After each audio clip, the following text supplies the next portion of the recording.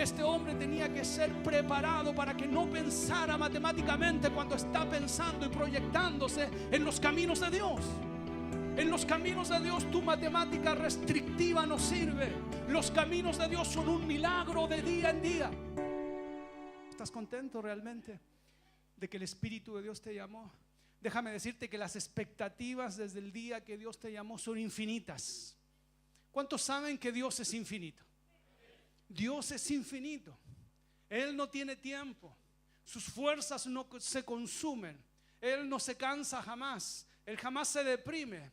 Y Él tiene una idea infinita con tu vida. ¿Has visto la creación de Dios sobre tu vida? Muchos de nosotros queremos entender realmente el poder de Dios.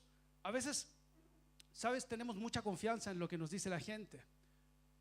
Uno va al colegio y en el colegio te hablan del sistema solar.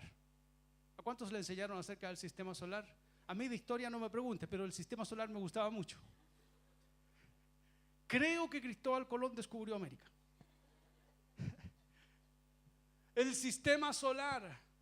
Y nos enseñaron el sistema solar. Yo no sé si tú lo dibujaste. Algunos niños, recuerdo, no me acuerdo si yo hice ese trabajo, ¿no? Pero había que comprar unas bolitas de Plumavit y pintarlas de colores. Y bien, parece que ya lo hubiéramos entendido, pero déjame decirte que tal vez no lo hemos entendido. ¿Has visto el sol como está allá afuera? ¿Has visto su luz? Sentir ese calor que está ahí. Eso es una masa de un material incandescente que está iluminando desde que tu abuelita era guagua y aún no se apaga. ¿Me estás oyendo? Eso es lo que hizo Dios y lo sostiene hoy. ¿Cómo te explicas que no se haya consumido la tierra? ¿Cómo te explicas? El sol está arriba, está abajo, está al medio. ¿Dónde está? ¿Está sobre nuestra cabeza o nosotros estamos de cabeza al sol? Dios no tiene espacio. Dios no tiene tiempo. Vamos, el Dios que te llamó a ti no es el Dios de Hollywood, el Dios que habla desde las nubes. Dios está en tu mente, está en tu corazón, está en tus manos, está en el cielo, está en la tierra, está en el porvenir, está en el pasado. Y Él quiere hilvanar una historia con tu vida. Tú no estás aquí para ser un evangélico. Usted no está aquí para ser un creyente. Usted está aquí para oír la voz de Dios, porque Dios tiene planes con su vida. Planes con su vida. Expectativas innumerables. No puedes frenar tu vida. No puedes dejar que tu vida se encasille cuando Dios está sobre ti, cuando el llamamiento de Dios está sobre ti. Yo no sé qué nos enseñaron en el colegio, qué nos enseñó la vida, que a veces llega el llamamiento de Dios y nos quedamos ahí impávidos, teniendo el Espíritu de Dios dentro de nosotros, a disposición de nosotros. El tiempo está a tu disposición, ¿sabes? Toda esta tarde está a tu disposición. Yo no sé qué es lo que vas a hacer con tu vida en esta tarde, pero te recomiendo que cultives tu vida, que empieces a ver lo que Dios puso en tu interior, porque Dios quiere que eso florezca. Dios quiere hacer florecer tu vida. Hay muchas cosas dentro de ti que tú aún no descubres. Muchos de ustedes son los pastores del mañana. Muchos de ustedes son una respuesta de Dios para multitudes de personas. Muchos de ustedes son una puerta del cielo para traer una palabra de fe, una palabra de salvación. Pero tienen que descubrirlo y tienen que poder entender que hay una expectativa. Darte cuenta, poder analizar y reconocer el momento que estás viviendo hoy, ¿sabes? Yo no sé si a ti te entusiasman las oportunidades. Desde pequeño siempre me entusiasmaban las oportunidades. A veces pensaba, antes de quedarme dormido, en que el día de mañana iba a ir a jugar flipper, iba a ir a los flipper, a los pools. Habían unos pools cerca de la casa y habían unos flipper, y me gustaba mucho el Pac-Man. Esos juegos son bien modernos. Cuando el Pac-Man era el top de línea, el juego más moderno que había, y no podía dormir en las noches pensando. El otro día era una gran oportunidad de hacer algo y me apasionaba con eso. Para entrar en el reino de los cielos hay que ser como un niño. Yo no sé dónde pusiste la palabra de Dios en tu vida. Yo no sé dónde pusiste la iglesia en tu vida. A lo mejor la pusiste en un lugar donde no estorba ya. El domingo a las 11 de la mañana donde no estorba. Tal vez si es que no sale algún asadito con la familia no voy. Pero tienes que tener una expectativa, pensar en ello, recrearlo en tu mente. Vivir en función de una expectativa. Un niño cuando ve una oportunidad de cultivar algo que hay en él, una destreza para jugar un juego, la descubre. ¿Me estás oyendo? El Espíritu de Dios te llamó y Él tiene algo dentro de ti para que tú juegues con ello, para que tú te entusiasmes, para que tú te apasiones, para que tú te llenes de fuerza en tu interior. Está la imagen, está la semejanza de Dios. Dios es creador, Él compone. Él es una fuente de ideas nuevas. No puedes cerrar tu vida y quedarte solamente con lo que te dijeron que era una vida. Naces, creces, estudias, trabajas, te compras la casa, después te casas, después te compras la parcela, sacas el buen título. ¿Sí? La historia de la vida resumida en algunos pasos. Yo diría que esa no es la historia, esa es la jaula de la vida. Dios jamás te pensó así socialmente. Dios te piensa eternamente, no socialmente. Debes sacar ese pensamiento de tu mente. La forma de pensar de Dios es muy distinta a la forma de los hombres. A veces cuando la gente recibe el llamamiento de Dios, quiere aplicar a Dios, enfrascarlo en el molde de pensamientos que traemos de nuestra vida terrenal. ¿Me estás oyendo? De nuestra vida social, de nuestra vida laboral. Lo queremos encasillar ahí. Vamos, funciona ahí, Dios. Yo necesito que funciones en el molde que yo tengo. Y Dios dice, yo no caigo en ese molde. Él tiene algo más grande para tu vida que el molde que le quieres poner a Dios. Y si no lo entiendes, si no prestas atención a su palabra y a Dios, si no levantas tu mirada hacia el cielo y hacia un horizonte expectante de infinitas posibilidades, Dios va a empujar y tú vas a tratar de frenarte, y Dios va a empujar y vas a tratar de frenar, y va a empezar un tira y encoge con Dios, doloroso, complicado. Te voy a mostrar una porción de la Escritura en el libro de Juan, capítulo 6. Jesús tuvo sus discípulos, los cuales sirvieron a Dios con poder. Pero no siempre fueron tan poderosos, no siempre estuvieron tan terminados. Tuvieron una historia como la tuya, una historia como la mía, donde fueron personas falibles, cometían errores, les faltaba muchas veces la fuerza, el conocimiento de Dios, les faltaba la experiencia. Pero el Señor trató con ellos. Ya hay unos versos de la Escritura que nos enseñan mucho acerca de esto. Capítulo 6, verso 3, dice así: entonces subió Jesús a un monte y se sentó allí con sus discípulos, y estaba cerca la Pascua, la fiesta de los judíos. Cuando alzó Jesús los ojos y vio que había venido a él gran multitud, dijo a Felipe: ¿de dónde compraremos pan para que coman estos? Pero esto decía para probarle, porque él sabía lo que había de hacer. Felipe respondió: 200 denarios de pan no bastarán para que cada uno de ellos tomase un poco. Uno de sus discípulos, Andrés, hermano de Simón Pedro, le dijo: aquí está un muchacho que tiene 5 panes de cebada y 2 pececillos, mas ¿qué es esto para tantos? Entonces Jesús dijo: haced recostar a la gente. Y había mucha hierba en aquel lugar, y se recostaron como en número de 5,000 varones. Y tomó Jesús aquellos panes, y habiendo dado gracias, los repartió entre los discípulos, y los discípulos entre los que estaban recostados. Asimismo de los peces, cuánto querían. Y cuando se hubieron saciado, dijo a sus discípulos: recoged los pedazos que sobraron, para que no se pierda nada. Recogieron pues y llenaron 12 cestas de pedazos que de los 5 panes de cebada sobraron a los que habían comido. Amén. Es un gran milagro de poder, del poder infinito de Dios.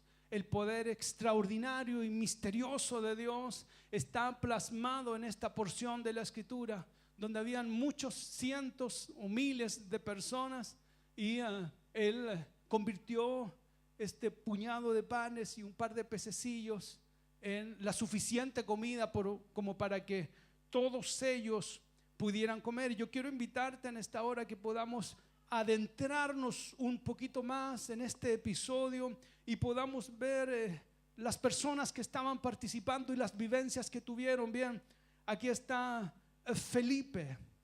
Felipe es un nombre que ha sido llamado por Dios. Él no era un creyente cualquiera, él estaba siguiendo los pasos de Jesús. Aquí está Felipe y está Andrés. Andrés es el hermano mayor de Pedro. Algunos relatan que fue el primer hombre o el primer discípulo que Jesús llamó a Andrés, y Andrés fue a buscar a Pedro, y así Pedro también conoció al Señor. Bien, Andrés era anteriormente discípulo de Juan el Bautista. Así que Andrés no era un creyente novato. Andrés era un creyente que ya había aprendido algunas cosas. Él tenía un pastor que era Juan, y Juan era realmente un profeta de Dios. El Señor Jesús habla acerca de Juan el Bautista y dice: este es verdaderamente es un hombre, un profeta de Dios. Él es una voz de Dios en la faz de la tierra como nunca antes se había visto, incluso mayor que los profetas del Antiguo Testamento. También dice que él era el Elías que había de venir. Juan era el pastor de Andrés. ¿Me estás oyendo? Así que Andrés es un hombre con experiencia de Dios, con experiencia en el conocimiento de la palabra. Es un hombre que reflexiona en los principios de Dios. Y aquí vemos mucha gente que tal vez lleva 1 año, que tal vez lleva 2, que tal vez lleva 5 años en los caminos de Dios, y a veces empezamos a sentir ese bagaje en nuestra vida y nos empieza a dar seguridad en el mal sentido de la palabra. Este Andrés estaba caminando con Jesús, pero déjame decirte que Jesús estaba ahí porque Andrés no estaba listo aún, y Felipe tampoco estaba listo aún. Es más, dice la Escritura que Jesús los quería probar. A pesar de todo el bagaje cristiano que tenían, a pesar de toda la palabra que ellos creían tener, a pesar de lo inteligente que tal vez se sabían. Yo no sé si tú notas en la Escritura, pero se atreve incluso hasta de aplicarle las matemáticas. Hizo un inventario estadístico de lo que podía y lo que no podía hacer en esta situación. Dijo Felipe: ¿de dónde compraremos pan para que comas esto? Pero decía para probarle. Felipe respondió, verso 7: 200 denarios de pan no bastarían para que cada uno de ellos tomase un poco. Le aplicó matemáticas, le aplicó estadística, se tomó la molestia. Él estaba ahí, escúchame. Jesús estaba ahí. Miles de personas estaban ahí. Jesús había sanado enfermos el día anterior. Jesús había liberado a personas de demonios el día anterior. Y este hombre, aún en la obra de Jesús, piensa matemáticamente. Hay algo que está sometiéndose a prueba en estos versos de la Escritura. Jesús quería que esto pasara. Jesús quería que tú supieras hoy lo que estamos hablando en este lugar, porque dice la Escritura que era para probarle. Jesús quería sacar una verdad que había en el corazón de este hombre. Este hombre tenía que ser preparado para que no pensara matemáticamente cuando está pensando y proyectándose en los caminos de Dios. En los caminos de Dios tu matemática restrictiva no sirve. Tu matemática limitada no sirve en los caminos de Dios. Tus recursos no sirven para andar en el camino de Dios. Los caminos de Dios son un milagro de día en día. Óyeme bien, los caminos de Dios son un milagro de día en día. Por favor, no quieras aterrizar a Dios en tu vida. Yo me voy a ir despacito nomás, voy a ir los domingos a la iglesia y voy a dejar de fumar. Porque mis recursos, mis fuerzas dan para eso. Matemáticas, estadísticas personales. Cuando Dios, que sostiene el sol, que creó los cielos y la tierra, que te hizo existir, te llama, no te restrinjas, ni mires las circunstancias para restringirte. Si Dios te llamó, zambúllete. Ponte la mano en la nariz, cierra los ojos y lánzate a la piscina de Dios con todas tus fuerzas. Oración, vivir en función de su palabra. Quiero descubrir, quiero conocer su palabra para enderezar mis caminos. ¿Me estás oyendo? Este hombre miraba las circunstancias y le aplicaba estadística. Él nos sirve aún para seguir a Dios. Porque cuando está todo cerrado, cuando hay 5,000, 4,000, 20,000 personas que tienen que comer, déjame decirte que Jesús tiene una respuesta para eso. Y esa respuesta es una respuesta misteriosa y poderosa que no cabe en la mente de los seres humanos. Yo estoy viendo aquí pastores, yo estoy viendo aquí profetas de Dios. Yo no sé qué ves tú cuando te miras al espejo. Yo no sé qué ve la gente de ti. Pero hay algo que Dios ve de ti. Y eso es lo que tienes que plantarte. Si el Espíritu Santo de Dios te llamó, hay algo que Él vio en ti. Hay algo que Él puso en ti. Plántate en eso y no dejes que nadie te aplique matemática. Ándate despacito, no, calmadito, despacito. Las cosas no son así. Hay un tiempo para todo. Los domingos en la iglesia, el lunes usted con todo su... No. Amarás al Señor con todo tu corazón, con toda tu mente, con todas tus fuerzas. Esto no es una religión. Jesús es vida. Jesús no es una religión. No adoptes una religión si el Espíritu de Dios ha venido sobre tu vida. Por favor, no te hagas evangélico. No te hagas el canuto. No te hagas el creyente. Yo soy creyente, ¿eh? ¿Y para dónde vas? No, voy para la fonda el 18 de septiembre. Yo soy creyente, pero no estoy yendo a la iglesia porque estoy muy ocupado. Eso es un evangélico. Yo quiero ser un hombre de Dios. La gente dice de mí que soy evangélico, pero yo soy un hombre de Dios. ¿Me estás entendiendo lo que te hablo? Soy un hombre de Dios, no soy un creyente.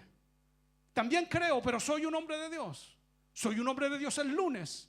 ¿Y por qué me dice usted, pastor, que es un hombre de Dios? ¿Se viste de pastor el lunes? No, el lunes me he visto de blue jeans. Pero al partir del día hago una oración al Espíritu de Dios. Y le doy las gracias primeramente porque me ha perdonado un día más de todos mis pecados y mis maldades y este corazón rebelde que se quiere revelar cada día, con el cual tengo que luchar cada día. ¿Me está escuchando? Y vivo mi día en función de su palabra. Estoy reflexionando en su palabra, porque no soy solo un creyente, soy un hombre de Dios. No solamente creo, sino que vivo en función de Él. El Espíritu de Dios lo llamó para que viva en función de Dios. Vamos, no sea tan inteligente como Felipe. No le aplique matemáticas a Dios. Hay cosas que Dios quiere transformar en usted. Las personas quieren transformar todo afuera. Las personas quieren transformarme a mí. El pastor no debiera tocar guitarra. El pastor no debiera poner esas luces. El pastor y lo que Dios quiere hacer sobre tu vida. Queremos transformarlo todo, pero nadie quiere dejarse transformar por Dios. Quiero transformar a mi esposa, quiero transformar al jefe, quiero transformar el auto, quiero transformar la casa. Pero lo más importante es que Dios te quiere transformar a ti. Este hombre tenía que ser transformado. Este hombre era un creyente, él seguía a Jesús. Jesús le decía, vamos a Betania. Vamos a Betania. Vamos a hacer tal cosa, listo. Devolvámonos a Damasco. Se devolvía a Damasco. Este era un seguidor de Jesús. Este no era un hombre cualquiera, pero tenía que ser transformado. ¿Dónde? Adentro, en su mente. Por eso es que Jesús lo prueba. Por eso es que Jesús te prueba. Por eso es que Jesús nos prueba. tiene que ser transformado dentro. Felipito le aplicó matemáticas. Felipe le respondió: 200 denarios de pan no bastarían para que cada uno de ellos tomare un poco. ¿Ves? Uno de sus discípulos, Andrés, hermano de Simón Pedro, le dijo: aquí hay un cabro chico que tiene 5 panes de cebada y 2 peces más. Yo no sé si el niño iba con la bolsa por ahí y lo pescó. Ven para acá, cabro chico, pasa para acá los panes. No creo que se los haya quitado, ¿me estás entendiendo?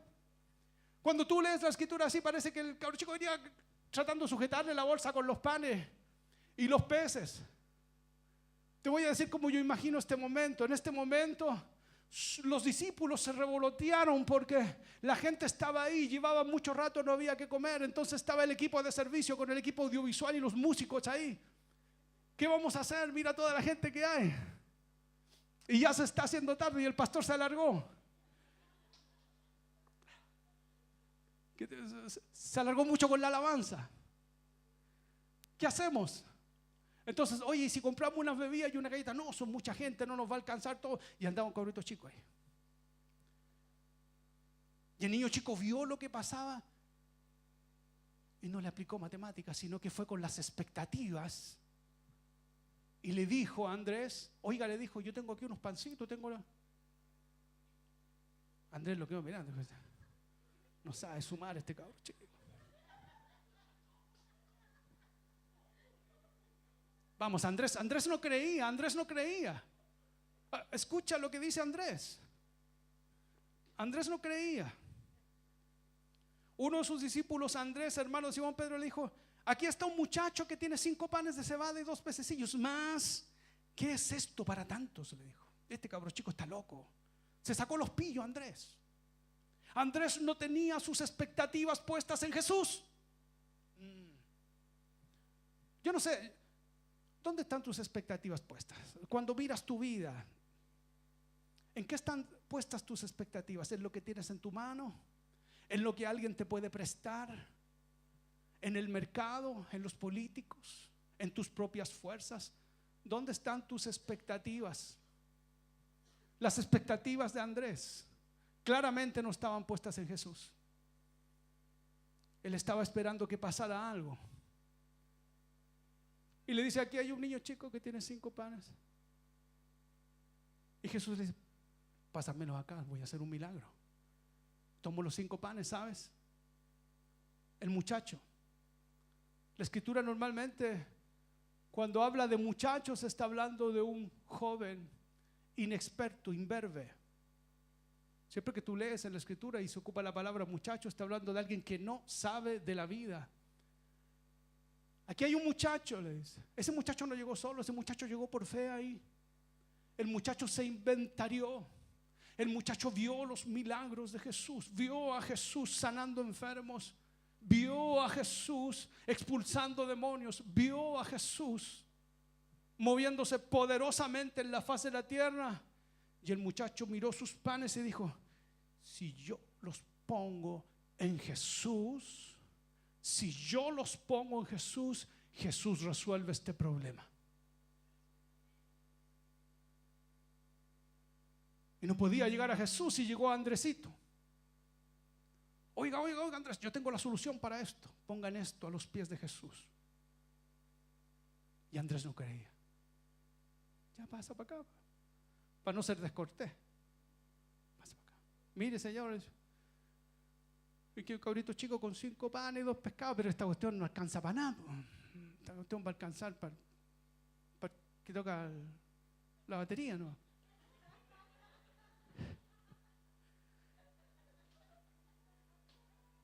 Y no trae ni mayonesa esta cuestión. Pero Jesús tenía preparado algo para ellos. Jesús tenía preparado algo para Andrés. Jesús tenía preparado algo para Felipe. Jesús les mostró su poder. Tiene que haber una transformación en nuestra mente. Tenemos que observar las limitantes que hay en nuestra vida para poder cumplir el propósito de Dios y endosárselas a Jesús. Dejar de batallar con nuestras fuerzas, ¿sabes? No te estoy diciendo que no salgas a trabajar, no te estoy diciendo que no te bañes, que no te levantes en la mañana. Te estoy diciendo que lo primero que tienes que hacer es hablar con Dios, hablarle de las cosas de la vida. Te estoy diciendo que debes proyectar tu vida día a día en Cristo Jesús, que el Espíritu Santo de Dios vino a tu vida para que vivieras tomado de la mano de Él, mirando al cielo, abriendo las expectativas como un muchacho, como alguien que no sabe nada de la vida. Empezar a mirar la vida como diciendo: yo no sé nada de la vida, porque yo conozco la vida enseñada por hombres.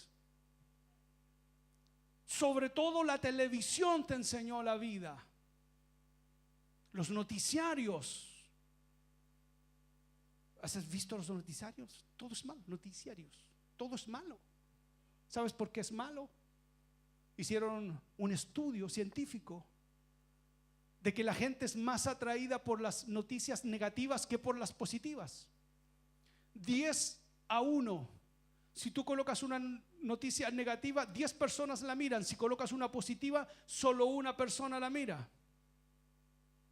Dime, ¿qué van a querer publicar los noticieros? Ellos quieren tu atención.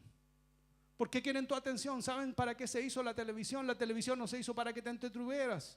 La televisión es una vitrina para que ciertas personas vendan sus productos. Ellos las costean, esa vitrina. Así que te colocan ahí a Rambo o El Exterminador. Yo no tengo mucho repertorio de ahora, porque desde que Jesús me llamó no he tenido mucho tiempo para ver televisión, pero recuerdo aquellas películas de Rambo. Y Rambo, cuando estaba en la parte más estresante de la película, cuando tú ya no te podías mover ni para ir al baño, estabas quieto ahí, y aparecía ahí el té supremo, la rendidora, jajaja. Si alguien se acuerda de ese comercial, yo no. Jajaja, la rendidora. Entonces, pero ¿por qué lo ponen justo ahí? Es que ahí es el momento donde va a quedar clavado. Hasta el día de hoy me acuerdo, tenía como 5 años y ahora tengo 35, hace 30 años atrás.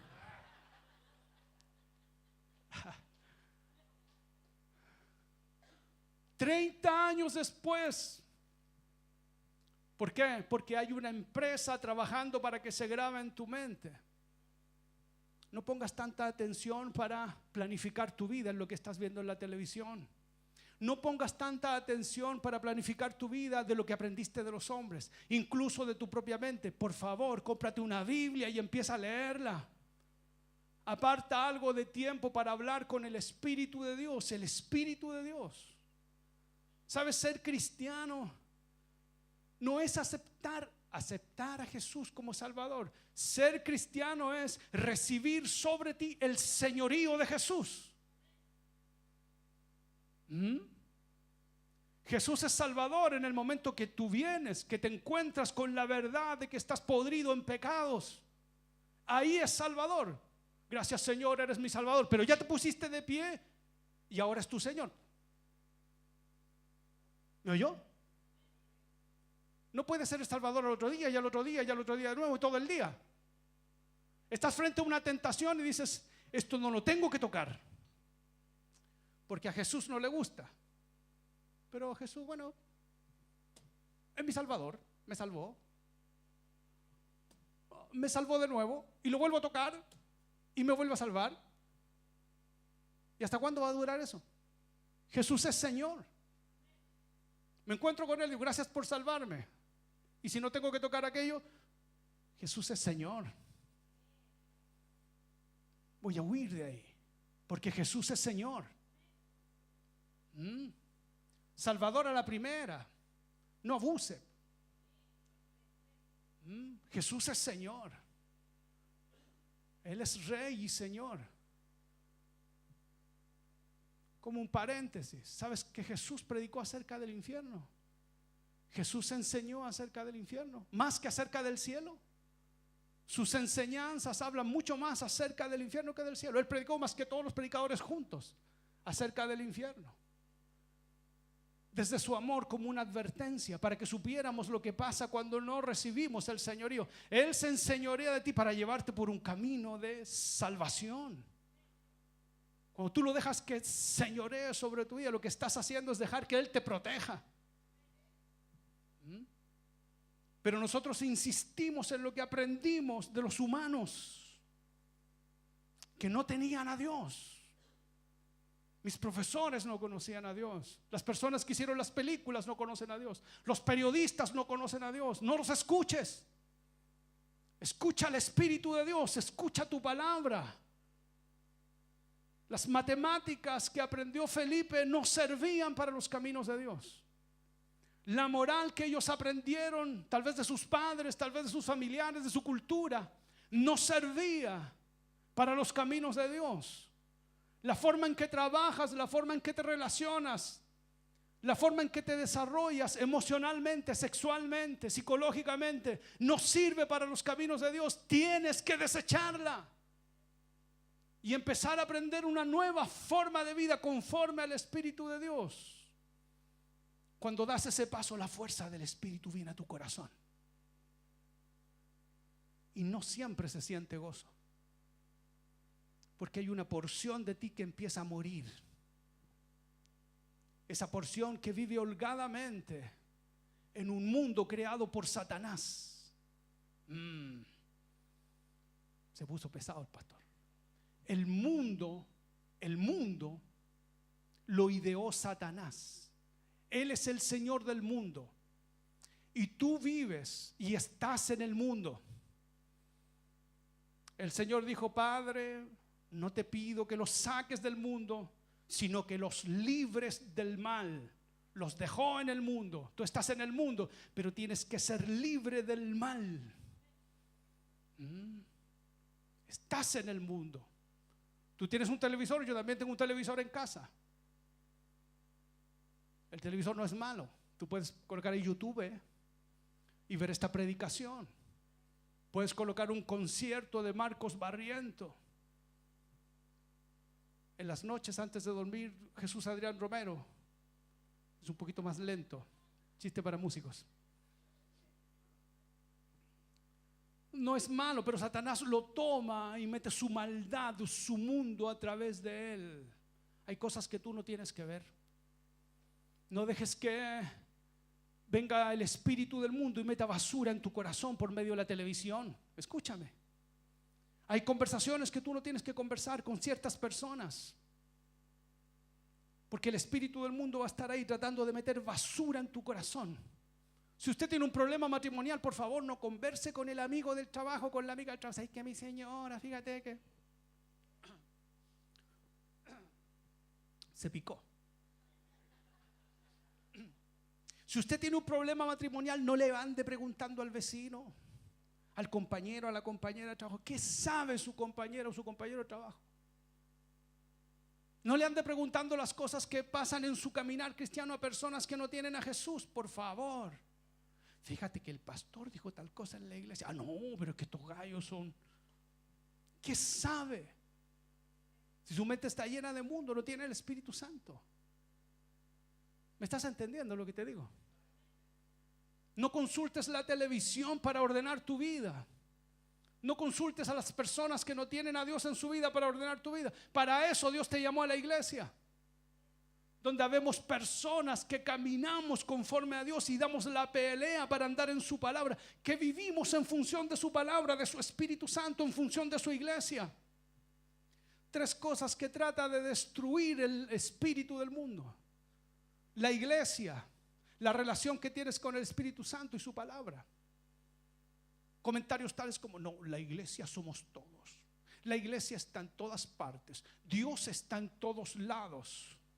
¿Y por qué dice la Escritura que los que habían de ser salvos eran añadidos a la iglesia?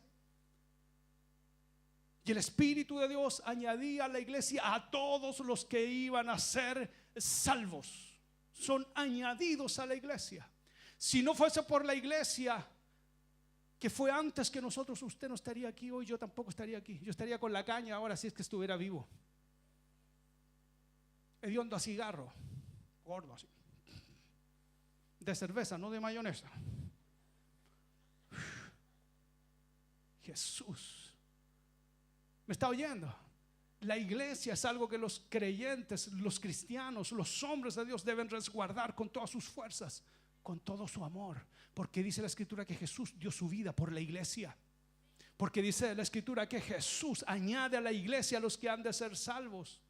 Tú debes protegerla para las generaciones que Dios va a llamar. ¿Sabes? Hay personas que Dios aún no ha llamado y que los va a llamar esta semana que viene. Tal vez tú te vas a encontrar con uno de ellos y les vas a predicar en la calle, ahí en pleno centro. O tal vez algún compañero de tu infancia te va a hablar por Facebook y tú le vas a decir que eres cristiano ahora, y ese hombre te va a escuchar y tal vez se va a convertir, y no solo él, tal vez su mujer, tal vez sus hijos van a llegar a Dios. ¿Me estás oyendo? Todo eso por causa que había una iglesia y había una palabra y habíamos gente de Dios sirviéndole con poder. Yo un día llegué a un lugar, cuando el Espíritu de Dios me llamó, me derivó a un lugar, y había un lugar, un pequeño lugar, y había un pastor, y habían hermanos así vestidos con camisa, y eran gente de oración y andaban con sus Biblias. Ellos me hablaron, ellos estaban ahí. No llegué a una casa, no fue en un parque de diversiones, no fue en la intimidad del hogar de una persona que decía que Dios estaba en todos lados. No, era gente sacrificada que asumió con su tiempo el servicio. Barrían una iglesia, ponían moneditas para comprar sillas para una iglesia, compraban parlantes para una iglesia, ponían luces en la iglesia, ponían jabón de manos para que te lavaras las manos en el baño de la iglesia. Por gracias a ellos, el Espíritu de Dios me derivó al lugar y llegué, y ahí había salvación para mí. Ahí había salvación, ahí había una palabra, ahí había un hombre de Dios que me hizo orar. Como un niño me tomó y me dijo: ora así. Y empecé a orar con él, y después oró y me expulsó los demonios. Eso es la iglesia, una fuente de salvación, muy atacada en este tiempo por Satanás. Quiere que perdamos la atención de la iglesia. La iglesia es lo más importante. Sin iglesia no hay nada. Es el tentáculo de Dios sobre la faz de la tierra. Es la puerta del cielo, estandarte de la verdad, dice la escritura. Es hermosa la iglesia. Cada actividad de la iglesia. Es hermosa la alabanza, cuando tú adoras a Dios. Es hermosa la palabra. Después termina, te comunicas con los hermanos. Hola, ¿cómo estás? ¿Cómo te va? Qué gusto, salud. Ahí están los tuyos, ahí tú puedes hablar libremente, porque te van a hablar de Jesús. Gente que sirve a Dios. Así que debemos amar la iglesia, debemos quererla, cultivarla, no criticarla, por favor. ¿Sabes tú que hay, entre paréntesis, me fui un poco de la prédica, pero esto es importante? Hay hermanos que se toman el tiempo de escribir en Facebook así unas críticas de la iglesia. La iglesia debiera hacer y debiera decir tal cosa, la iglesia está mal, la iglesia. Ni los endemoniados hacen eso. De repente los hermanos son súper inteligentes y se ponen a criticar a los pastores, se ponen a criticar a la iglesia. Si son tan inteligentes, ¿por qué no se llenan de Dios y llenan al resto de la gente, en vez de estar tirando crítica y maldiciones a través de Facebook?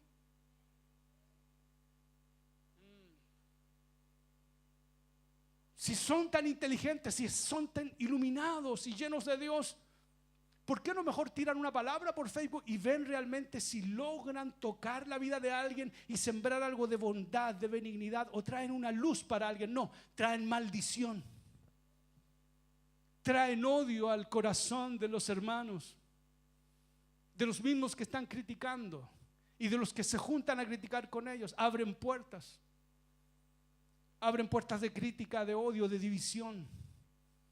La ignorancia en la que hemos caído es tan grande.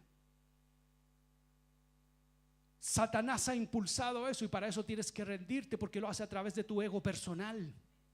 Él empieza y te dice: está mal lo que hizo, está mal lo que dijo, tú debieras decir algo porque tú sí eres bueno, tú eres mejor, tú eres inteligente. Y ahí te animás y ves caer el Facebook y empezás. Y después: oh, el Señor, el celo de tu casa, mira que soy vivaracho. Y Dios lo mira para abajo.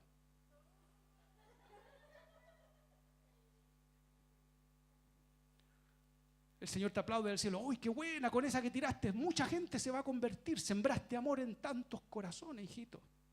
Te está diciendo Dios desde el cielo. Eso es a partir del ego personal. Si realmente estás pensando en Dios, vamos, es que todo esto va en la mente, ¿ves? Ese es el problema que tenía Felipe y Andrés. No habían adiestrado su mente. Por eso cualquier cosa les entraba de la mente al corazón. Cualquier idea. Cualquier idea. Estaban en sus propias ideas. No le habían prestado atención aún a Jesús, a Dios. Tú tienes que prestarle atención a Dios en tu vida. Tienes que prestarle atención al propósito que Dios tiene sobre tu vida y descartarte, dejar atrás esa manera de pensar que sembró el mundo en nuestros corazones.